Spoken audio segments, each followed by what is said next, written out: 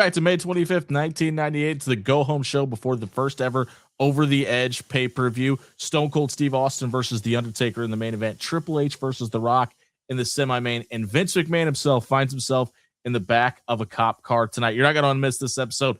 Go ahead and light the pyro.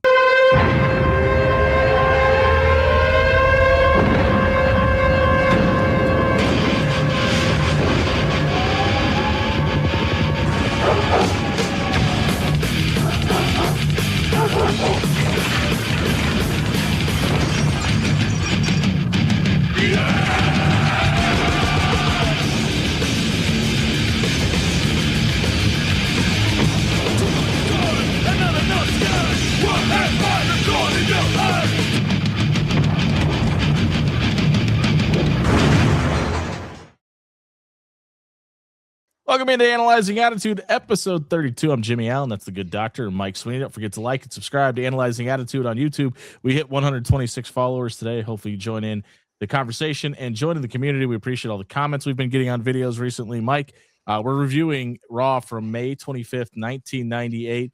This is a fantastic show. A lot of bait and switches, which the other channel's getting a lot of criticism for at this time, but Raw is doing it right and keeping people intrigued when they're not delivering on what they're promising. That's right, man. And this is going to be our sixth pay-per-view we reviewed, and I have to say this is by far and away the best go-home show that we've seen so far, from In Your House Degeneration X to Over the Edge here in '98.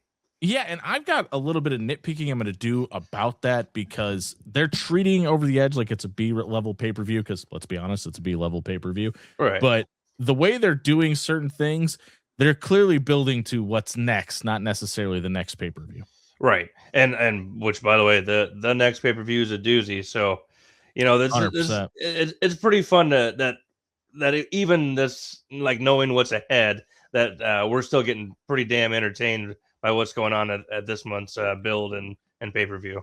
Yeah, and listen, we're a week removed from Vince McMahon dressing up as Stone Cold Steve Austin and attacking the rattlesnake, and that's what opens up the show here. As Vince McMahon comes out with two police officers. By the way, he walks down the ramp, as you can see on your screen now, with two police officers, and then later there's four in the ring. I didn't understand where those other two guys came from. Maybe we'll go back and watch it again and try to figure that out. Maybe we know the answer to this question. But as you can see, Vince McMahon walks down with the two cops, Gerald Briscoe and Pat Patterson flanking by his side, and he is all sunshine and rainbows, because the last thing we saw on Monday Night Raw was Vince McMahon leaving Stone Cold Steve Austin laying. Right, and it really does feel like this is the first time Vince is just fully leaned into his heel persona, whereas before he was clearly the heel, but playing trying to be an upbeat heel. Yes, yeah, like the fair manager, or trying to be strict manager, but he's really into it, and say what you will about the guy, but he's making this rivalry just as much money as Austin is at this point. Yeah, and listen, he says that Gerald Briscoe and Pat Patterson came out of retirement last week, which they did. That's 100% true. And they gave Stone Cold Steve Austin all he could handle, which is also true. And Vince McMahon credits Sergeant Slaughter as well. And we see Sarge give Stone Cold Steve Austin the cheap shot that he did last week. He said, but only one man could knock the venom out of the head of the rattlesnake, and that was Vince McMahon. We get the recap of Vince dressed as Stone Cold Steve Austin hitting Austin with that chair. And he asked Steve, he said, what did you think, Austin? I was going to help you. He then makes the mistake of saying the line of the night and saying, I assaulted Stone Cold Steve Austin and I got away with it. But it will pale in comparison to what's going to happen this Sunday, because you alluded to, Mike, this is the go-home show for Over the Edge 1998. And he says that when Briscoe gets the opportunity to ring the bell and Pat Patterson gets the opportunity to announce the new WWF champion, it will be by the time that Vince McMahon with his own hand counts 1, 2, 3. And it'll be the dawning of a new era and the demise of Stone Cold Steve Austin. Thank you very much. And he tries walking away, but then the glass shatters, and here comes the rattlesnake. And not a pissed off, spitting venom Stone Cold Steve Austin like we've seen over the last couple weeks. Austin's grinning ear to ear and looks happy to be there. It's all four corners with the pose. And he says, I hope you're proud of yourself, you dumb son of a bitch, because you just proved to the whole world you are the dumbest son of a bitch out there. And Vince, like, holding back the cops and holding back the Stooges, He says, you just admitted to the world you assaulted Stone Cold Steve Austin. So I want you cops to do your job and arrest him and arrest that piece of trash right there. And Vince, foot in mouth. I mean, this is exactly what happens. And the cops start handcuffing him, and the Stooges try stopping him. And Stone Cold says, I'm not a lawyer, but isn't that obstruction of justice? And then the Stooges get arrested as well. And Jim Ross has the line of the night where he says, Stone Cold Steve Austin just pulled off what the U.S. government couldn't, and it's getting Vince McMahon arrested, obviously alluding to the steroid trial, which was 4 years prior to this. Yes, and I think that in a certain name drop later on backstage, I think Vince really wanted in the this had to be some kind of anniversary, right? Yes, and I think they really wanted to show out there, like, by the way, remember that time I won? I beat the U.S. government. Just a little salt in the wound. Not salt in the wound for them, but I'm trying to get one in there. But sure, yeah, this is a lot of fun, man. Like, and this is what I'm remembering from the old Austin versus McMahon VHS. The back and forth, in the day. Like this whole thing was great, and the overacting. That was another thing I was gonna say too. Was the overacting by Vince was. I think this is like the first time we really saw it. Was it overacting, or was it the perfect amount of acting for that character? You know what I mean? Like, for anybody else, I would agree with you, but for Vince, I mean, like, it is Vince. Overacting is Vince. Yeah, we'll eventually get to like the swimming in the beer for the beer bath thing and all that. Like, it's just kind of part of the character. But listen, Vince McMahon and the Stooges are on their way to the back, just as we saw last week with Steve Austin, getting ready to get put in a cop car. We'll see that later in the show as well. But last week we had the Legion of Doom challenge the DOA to a 6-man tag. Left a lot of people wondering. There's only 2 members of LOD. Who will the third man be? And we got the answer to that tonight. We got the challenge last week. So Hawk and Animal come out here, and no Sonny again for the second week in a row. But Hawk grabs the mic with the DOA already in the ring and says, from the south side of Chicago, I present Puke. And that sound you just heard right there was the exact reaction from the crowd as well. And Darren Drozdov comes out, and this is who we alluded to last week, what we thought maybe under the blanket with Jerry Lawler. But Droz comes out, and JR tells us that he was formerly a Denver Bronco and was famous for throwing up on Monday Night Football. Droz was the first guy ever to be filmed throwing up on Monday Night Football, which is great for us, the audience at home, getting all this information. But the crowd in attendance, all they know is this guy's called Puke, and now he's coming out to the ring. Like this went over like a fart in church. Sounds like he should be with Sergeant Slaughter. I don't know. But like I kind of popped a little bit. I was like, oh, that's from the Beyond the Mat documentary. When Vince is back there, he's got a puke. He's got a puke. I had no idea they actually used that like on air. So I believe this is the one and only time because probably because the reaction it got, right? Sure. Droz goes over, tries to puke on which he's JR says he's famous for being able to puke on command. But Droz goes over, tries to puke on the DOA's bike, and he can't do it. And Chains breaks it up. And he was kind of featured in this match, which I thought was really weird. Yeah, I mean, it feels like Vince has a liking to these guys because,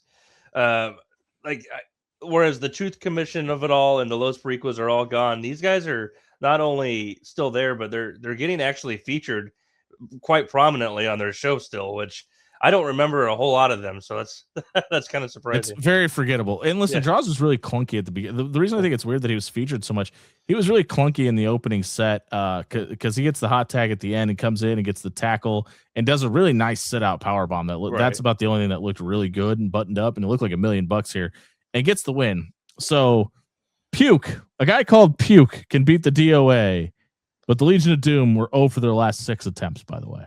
Yeah.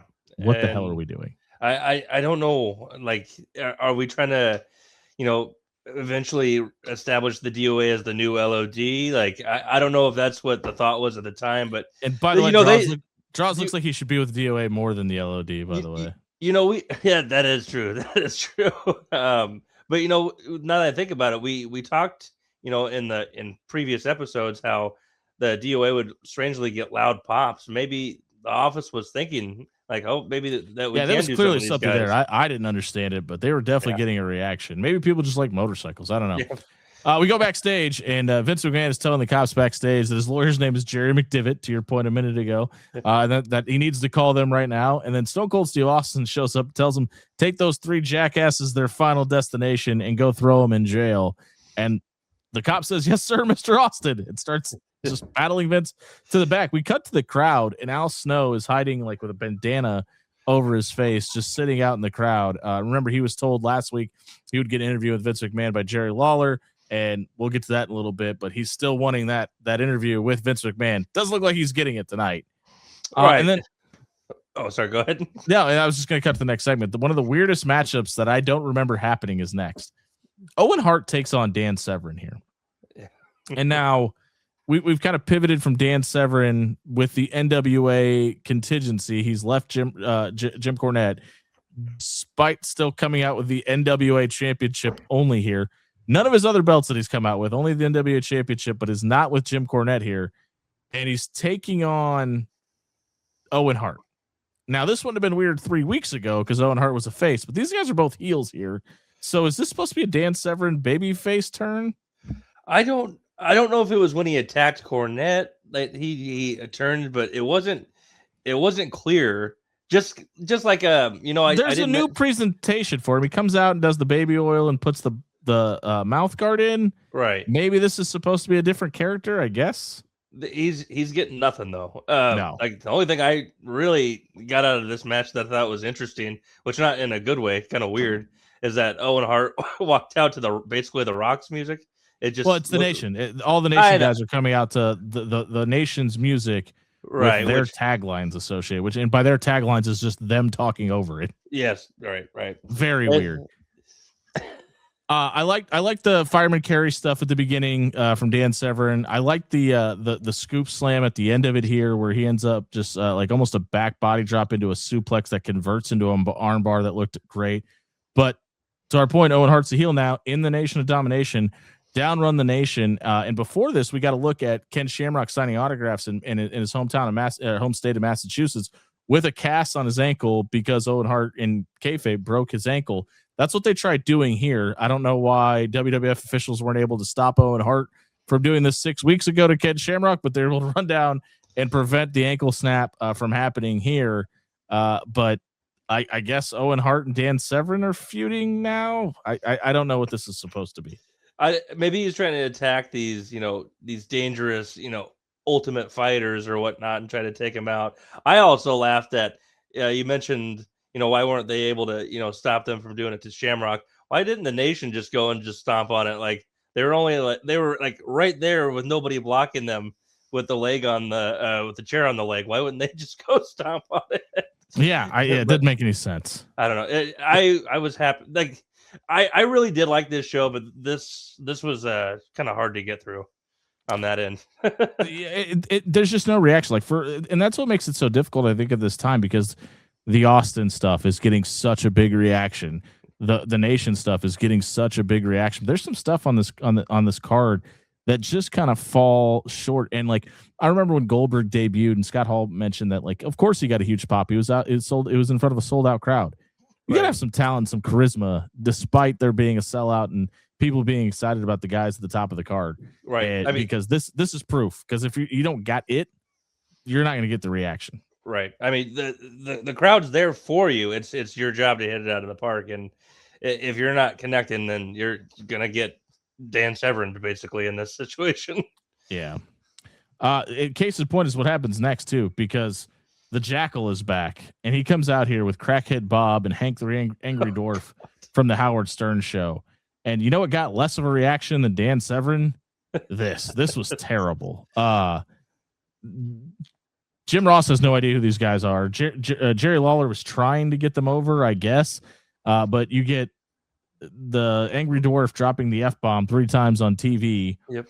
And then the Jackal says that I've got a few more oddities to introduce. And then he introduces a repackaged Luna Vachon as the prom princess. He introduces Golga, who is physically deformed. Wish we didn't have one of those guys on TV already, because that's what Kane's gimmick is. And isn't Golga the John Earthquake? Tenta. Yeah, it's John Tenta. All right, yeah. Got it. And then he introduces the largest man in the world, which is interesting because it's the Giant Silva, as he later becomes known. But they don't mention him by name here. And it's almost like a 3-ring circus type gimmick that this obviously clearly changes in the next couple of weeks with Don Callis' exit, but they were almost going for like a traveling circus freak show type gimmick with these guys, which I thought was actually kind of intriguing. Right. When Luna wasn't showing up with Goldust anymore, it's like, what does she do in between this and the oddities? Because I remember her in the oddities, but I thought the oddities was like in 99 for some reason. I did too, man. I really did too. This came a lot earlier than I expected it to. And I mean, we'll obviously get to it. They've become kind of like a fun-loving group. It's short-lived, but kind of get the crowd dancing and whatnot. I actually kind of dig that, or intrigued by the sinister traveling circus freaks. Yeah, me too. But like, I don't understand why we had to do the Howard Stern stuff to do this. It just felt like way too much all at one time. It felt like we were introducing 5 new characters versus 3. Right. And God bless JR, because he didn't look like he was having a good time out there. But no, and we're gonna get to that in a minute because Mosh takes on Golga next, and Mosh has just kind of been like one of the workhorses of this time period, and has been doing a really good job of getting talent over. Not that John Tenta needs to get over, but obviously he's in a new gimmick here where he's just in sweatpants and the traditional Golga mask. But Don Callis is on commentary, and he just does not stop talking. He's stepping over calls, he's stepping over color commentary. It just was not good. No, and he's bringing in the aforementioned cocaine Bob or crackhead Bob, and yeah. At the end of the match, he's like, "Hey Hank, tell him what you thought of that match. It was cool." JR goes, "Thanks for the insight. Go tell Howard we said hi." Like, get the fuck out of here. yeah. So we get draws in the oddities debuting at the same time, and Golga gets the win after a power slam here, but Giant Silva gets into the ring and delivers a headbutt to Thrasher, who tries to make the save, delivers a headbutt to Tim White, who tries to make a save here. So we kind of let the Jackal build up Kurgan, and then he split to be this monster by himself, and then we haven't seen him since. So now it kind of feels like we're going to do that with Giant Silva here. Don Callis has like an endless supply of giants, apparently. Like yeah, he just has them like at his disposal, no matter what. Speaking of giants, up next we get Vader versus Jeff Jarrett, and Vader just beats the shit out of Jeff Jarrett here. That's basically all this match is. Here's the meat and potatoes of the night, because this clothesline he delivers to Jarrett couldn't be any more stiff. I understand that Vader's a big man, but he even leaned his weight into a little bit here with this one. But we know this is going. Kane runs down, and they have a big schmoz because Kane and Vader are still going to have that mask versus mask match at Over the Edge. But this one is a little bit different because Vader's been kind of getting the comeuppance on Kane. Kane leaves Vader laying here. No Undertaker here yet. We'll get to that later in the show.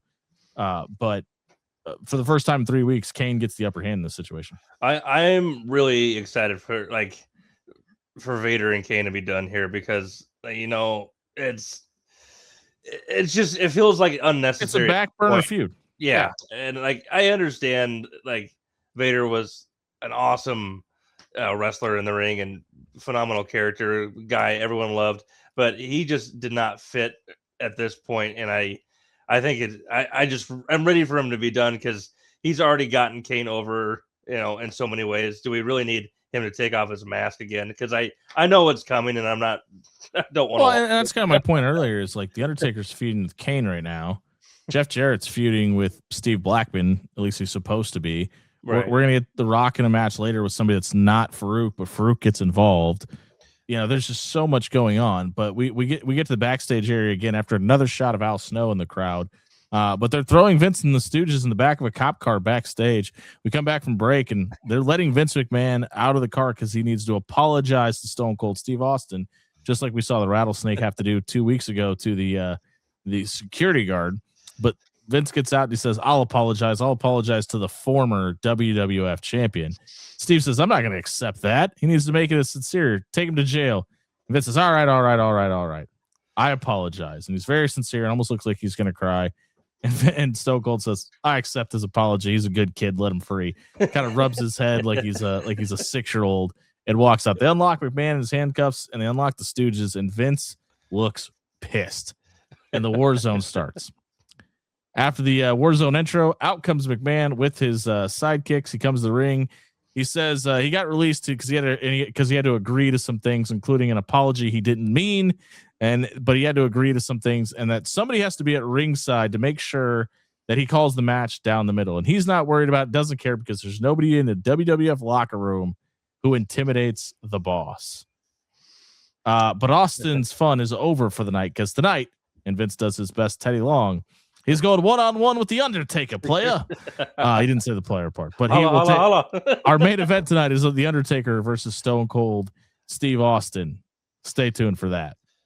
That's I thought that was like, wow, they're really just gonna do that unannounced. But that it was kind of the wild west back then, man. You just had to be ready for any match. Stone Cold Steve Austin versus the Undertaker wasn't as big of a deal as it would be in 2026. Like no, this, you know what I mean? Like this is what they did. They just main evented with two top guys on a card that had a ton of Hall of Famers on it eventually. Well, if you really think about it, the last two matches scheduled are Triple H versus The Rock and Undertaker and Austin. Like through pretty good semi and main event. Yeah, like on a Raw, like that's like just a WrestleMania card on its own, basically. Well, you mentioned Triple H, and we cut to DX next, and they have been on a mission to destroy WCW, and they are at an airstrip where they have to, where Triple H says somebody's going to have to fly this plane today, and it's going to have to be me. So he goes to get in the plane. Billy goes, "It's that one." There's a plane next to him, so Hunter has to go over to the next plane,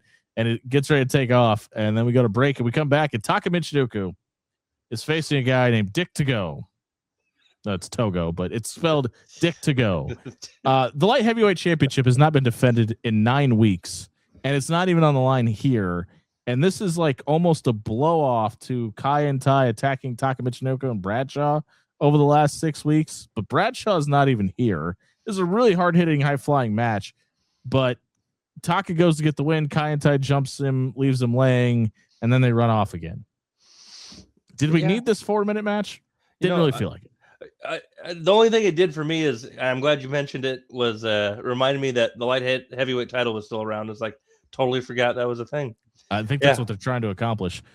We go back to DX, and they're back at the airstrip, and they can't find Triple H. And they're wondering if they're going to be able to see him from the ground. And Billy Gunn goes, "How are we going to find him?" And he goes, "Well, we're going to have to commandeer one of these planes, Rockabilly." And Billy Gunn clearly wasn't expecting that response, because he just starts laughing and didn't know how to respond. But we don't know where Triple H is. We'll have to stay tuned to figure out where he flew off to do that, because he's clearly flying a plane, and this is not at all somebody else flying this jet that we'll get to later. Right. I couldn't remember this segment like at all, and when we get to Triple H doing his little fly, I can see why. But the little Rockabilly jab, that's just kind of what DX pretty much embodies, is them quasi breaking the fourth wall, or let you wink on the inside joke. So this this was a lot better, this little segment, than their in-ring promos the last couple of weeks, for sure. And I wonder how much them not really getting a great response the last 2 weeks, because it kind of happens in the in-ring segment here tonight, is why they keep doing this, because they are getting great responses from a TV ratings standpoint and from a national media standpoint for the other stuff DX is doing outside of the ring. Right. I kind of wonder if that's why they brought it back here. And it would make perfect sense if they did that way, because and it's filler, so why not just get sprinkle them throughout the show and make sure that they're on they make sure they're on the audience's mind. Mark Mero versus Farouk is next, and Farouk comes out and he's wearing he's back to his traditional Nation garb, like he's wearing the gear that he wore when he was in the Nation of Domination again, which I don't know if that was just because he didn't have clean clothes today or what the deal was. But he's back to his normal gimmick, and Sable comes out with Mark Mero here, and it's more of the same. Sable interferes. Mark Mero loses. It's important here. Mark Mero loses this match to Farouk, and as Farouk storms off, Mark Mero says, because remember last week he had a contract that he showed off at the beginning of this match, so this is becoming a thing, that Sable has to do whatever he wants. But Mark Mero says, if you could find somebody in the WWF locker room that could beat me at Over the Edge, I'll tear this contract up. He literally just lost 15 seconds before that. But Sable says, all right, I'll see you at Over the Edge. I don't know why she wouldn't just go get Farouk again, because he just did it. But nonetheless, we have a mystery opponent for Mark Mero over the edge. You got Farouk, whoever the hell beat him last week. But I'm not for sure. Very funky. I haven't. Yeah, there we go. And I haven't looked ahead. Is it the person that we're getting vignettes for? I don't think it's Edge. Oh, I don't think so. I could be wrong. I was like, oh, that would make sense. It's mystery opponent, and it's at Over the Edge. But I don't know. I guess we'll see. The fun shall continue. We did not get an Edge promo or vignette this week, which I thought was really interesting. Maybe I don't know. Aren't you happy about that? Yeah, it's been terrible, so I'm not that disappointed. You're just waiting for it. Like, I'm waiting for his debut. Like, I'm looking forward to that. But his vignettes aren't as...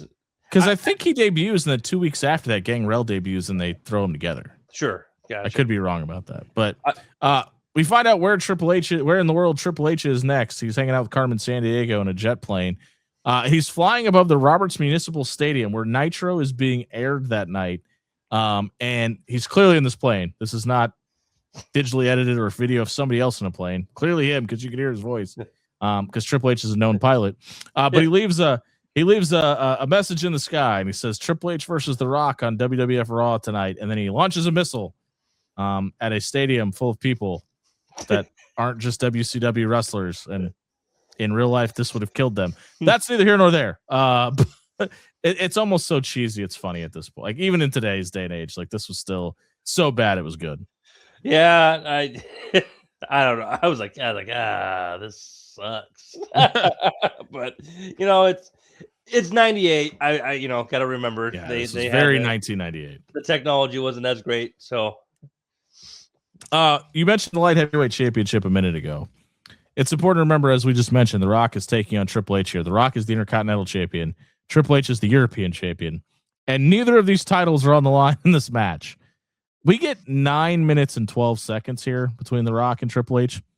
Neither one of them get any kind of offense in for the first 2 minutes and 4 seconds. It's a bunch of gesturing, cameras panning to China on the outside, Mark Henry on the outside, but nobody even initiates any kind of offense till 2 minutes and 4 seconds into this.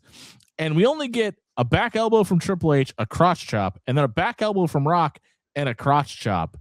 And for the first 4 minutes and 8 seconds, we had 4 minutes of nothingness here. And I don't know if they just were way over on time or way under on time, or they just really wanted to get Mark Henry and China some face time, because that's kind of what happened here in this match more than anything. Man, I thought it was really, really dragging. And and that's kind of a theme of Triple H's, is a lot of his matches start off methodical or try to draw the crowd in just by it worked. Personalities, and it does work. Yes, the crowd got into it here, but I mean, you almost got a half of the match of just them being jackasses, essentially. Right. But watching that time go, and I'm like, all right, there's not. Okay, we're not getting much time left for Taker Austin. Yeah. Well, I mean, listen, when they finally get the offense going, Hunter's able to throw Rock to the outside, and Shiny gets a cheap shot in, and Mark Henry comes over, and we get this face-off between these two. We know in hindsight what's going to happen down the road with the sexual chocolate gimmick, but here it was almost like enforcer versus enforcer, outside big muscle of the group versus each other. And it almost feels like we're directing this at a China Mark Henry feud. Yeah, and it's intriguing because, like, it's kind of scary for Mark, because that kind of thing could make or break your career. Ask Mark Mero. Yeah, but they're Mark's an Olympic power lifter, and China is legitimately the world's strongest man. Yes, yeah. And China is something that none of the world has really seen before, with her strength and muscles and everything. So it's a very cool blend to see together. I know that he was really green at the time, and the internet hadn't necessarily taken off yet, but I don't think they did Mark Henry. And I just rewatched Undertaker's 6 Feet Under, the most recent one that he did with Mark Henry. I didn't realize that Mark Henry, to this day, is still the only human being in the world to pick up and lift above his head the 1-inch bell. And he had done that in 1996. Yeah. And there are people that literally can't even move the 1-inch bell 2 feet, let alone lifted above his head. And like they could have had the stuff that he was doing in SmackDown in 2012. He should have been doing in like 1996 to help promote this guy because he could have been maybe the most over guy. And maybe his limitations in the ring at this time of his career is why they didn't. But like they just he just was presented as like the nation's thug at this point. Yes. And nothing else to go with it. But at the same time, though, and this I feel like is probably the problem for a lot of people that didn't, get super over in the Attitude Era or anything like that. It's because it was the Attitude Era. They were looking. Those couple guys were pretty over. Yeah, well, yeah, they wanted that risque characters and stuff like that. They weren't like super interested in. Oh, you could deadlift a house. That's cool, but there's TNA going on over here on the third segment, which we mentioned. We were a few months away from the sexual chocolate. Yes, but Rock throws Hunter out on the other side, and then allows Mark Henry to jump in. Then China grabs a chair and cracks Mark over the back with it, and then allows Hunter to throw Mark Henry into the ring steps. And then Rock grabs the IC belt and hits Hunter with it, and then covers him right away, and gets a kick out. The fact that he kicked out of a belt shot after like 2 seconds after taking it, I was like, really? He's not even banging the boss's daughter yet, but okay. They chase each other around the outside and ends up in a count out. And Rock grabs the IC championship and starts walking away. And Hunter grabs a chair and just sits in the ring. And then Farouk shows up out of nowhere and pile drives Rock on the entranceway, which looked like $1 million, by the way. This is a really cool visual. Rock sells this pile driver like nobody else's business. But Mark Henry was already down. I don't know why none of the Nation guys didn't run out to help him, but Farouk just gets away scot-free. Hunter gets up on the ring on the ring posts and does the DX crotch chop, and he gets booed here. So the crowd still doesn't even really know what to do with DX at this time. Yeah, and it did seem like more of a male heavy crowd this go around. Good point. Whereas like the females are taking more to DX a little bit more. Yeah, that's a great point. But it was just kind of a schmoz of like there was so much going on at once. But that's a good point. I wonder if they might have been booing the result of the match. Yeah, that could have been the case. Non-finishes do tend to get pretty aggravating if you're really invested. And we're now 4 into it on this show alone. Right. And guess what? Here comes number 5 because we get Taker versus Austin next. But the crowd does leave happy here. Vince McMahon comes out. He's going to be the official for this match, and it just kind of felt like another chance for Vince McMahon to wear a cutoff T-shirt on TV. But he comes out. He's in the ring. The gong sounds, light go out. Undertaker comes out. Vince is in the ring. I don't know who he was talking to here because he was posing and talking to somebody in the audience. But this kind of pisses off Undertaker. Undertaker confronts him. Taker choke slams Vince McMahon here because he doesn't want to be Vince's lapdog. And he goes to set up the tombstone, and down runs Kane. And we're clearly pressed for time here because instead of the lights going out, organ playing, Kane just shows up. And they battle out to the outside, and Taker clotheslines Kane over the railing, which, by the way, if you look, you can see the security guard setting this up like 3 minutes ahead of time. Yes. But they battle out through the crowd, and that allows the glass to shatter because down comes Stone Cold Steve Austin, and the Stooges try to stop him. Stunner for Briscoe, stunner for Patterson. He winds Vince up in the ropes and goes out and grabs the steel chair. And I thought this was a really cool callback because if you remember 16 weeks ago, we got a close of the show of Raw right before WrestleMania with Shawn Michaels holding the steel chair right in front of Steve Austin's face. He pulls it back to hit him and we fade to black. And I thought that's what we were going to get here. But Dude Love runs down. We haven't seen him the entire show. He's supposed to be the number one lackey for Vince McMahon. Vince is getting arrested. He's not there. Stone Cold Steve Austin came out in the first segment. He's not there.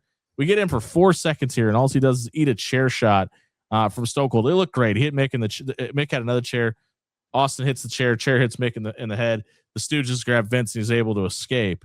But we finished the show with how is Austin going to be able to overcome the stacked deck on Sunday night? We'll see at the pay-per-view.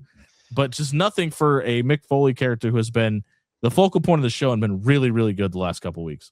Right. Oh, man. Like I was so impressed with, I think from the point that Vince came out to start that last final segment, it was like with 5 minutes. So much happened in that 5 minutes, and it was just bell to bell. Like you couldn't miss it, which that's what I was thinking. I was like, okay, this is just going to be kind of a throwaway segment, I'm assuming. And Think about that though, man. Like, think about everything we just talked about. You had that 4 minutes of Austin or of Rock Hunter that did nothing, accomplished nothing, and it was just them getting FaceTime. And then this was 5 minutes and 36 seconds, and it accomplished everything. Yeah, and like that's what we say. Like you utilize your minutes, and these guys are pros, and they most certainly did. And kind of a full circle thing. As I was watching this, Jimmy, Vince used Undertaker as his special enforcer, which he does later again in Undertaker's career, leading up to WrestleMania 32. Several times, by the way. Yeah. Which was almost 10 years ago, which we attended. I just wanted That's right. The very first WrestleMania that Mike Sweeney went to was in Dallas. Yes. We got the Shane McMahon Undertaker Hell in a Cell match.